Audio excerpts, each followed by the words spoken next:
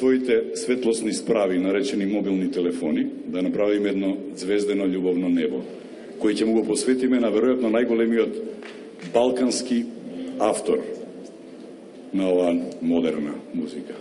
Нели? Викторија Лоба!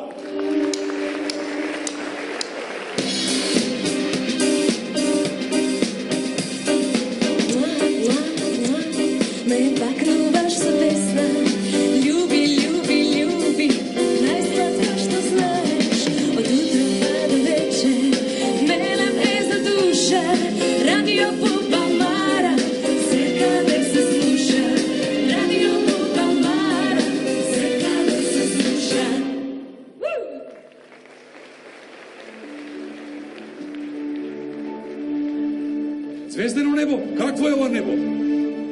Види небо, Бог те, види. Мрак, дете, мрак, дете. Мрак, мрак, дете. Ова да е мрак, мрак. Што ве поскупеле мобилните? Сега пеете. Bio si mi sjaj u oku, sve što imam, sve što znam, kako srcu svom da priznam, da bez tebe moram sam.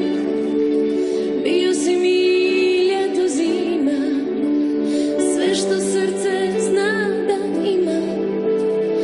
Bio si mi noć i dan, sad bez tebe moram znam. Ti si želja mog života, ti si želja moga sna. Ako hoćeš ti još možeš da mi svoju ruku daš. Ti si želja mog života, ti si želja moga sna. U životu samo tebe imam ja. Uzmi moje dane, noći, uzmi sve to radi nas, jer si želja mog života, jer si mojoj duši spas.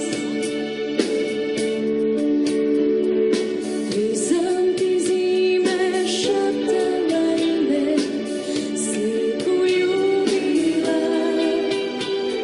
Zbog tebe sve sam izgubila, jer sam te čekala. Nisam ti zime šaptala ime, sliku ljubila. Zbog tebe sve sam napustila, nevjerna ljubavi, šta smo se rastali.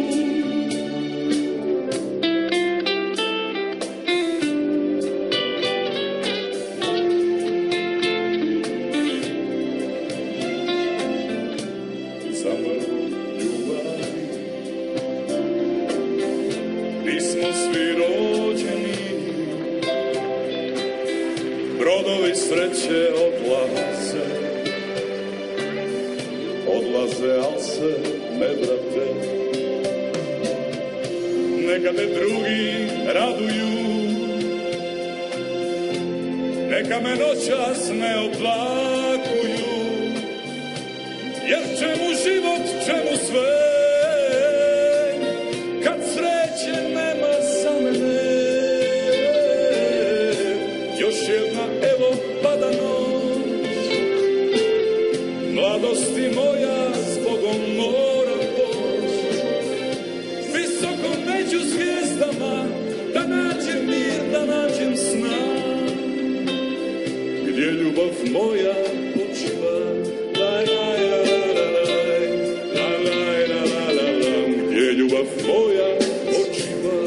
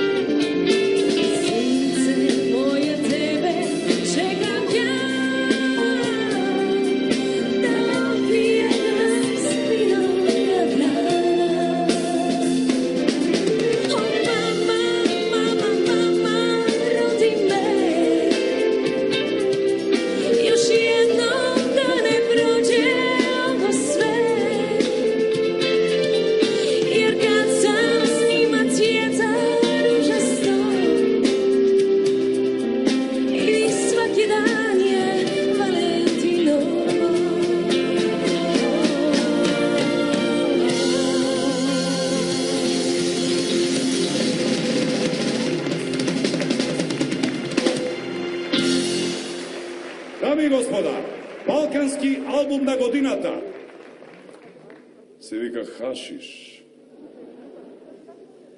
Молам? Хашиш. Балкански албум на годината и награда за животно дело на златната булмара на популарноста. Маестро Тончи Хунич!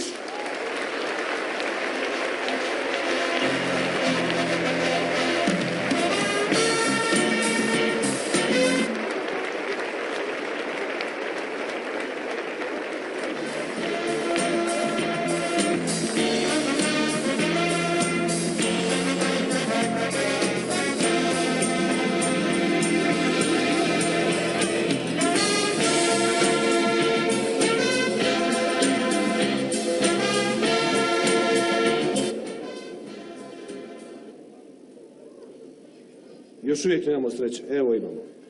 Zaista sam počašćen što sam večeras ovdje.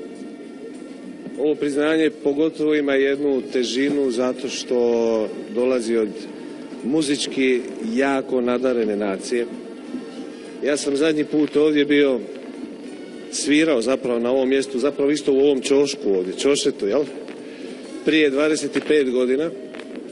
Sa mnom je tada pjevala jedna vaša sunarodnjakinja Ljiljana Nikolovska,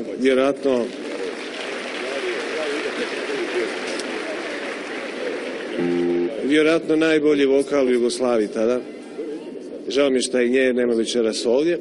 Međutim, da ne bi taj krug ostao nezatvoren, večeras ću vam predstaviti jednog svog novog kućnog ljubimca, da tako kažem, kućnog pjevača, zove se Emil Arsov. On je novi član mog pratećeg benda Madre Badeše.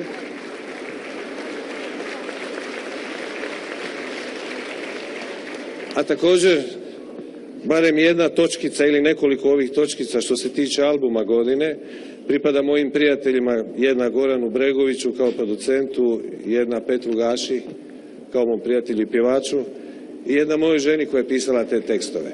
Jasno, one koje je htjela napisati, one koje nije htjela pisati kao Hašiš morao sam pisati ja. Hvala vam lijepo.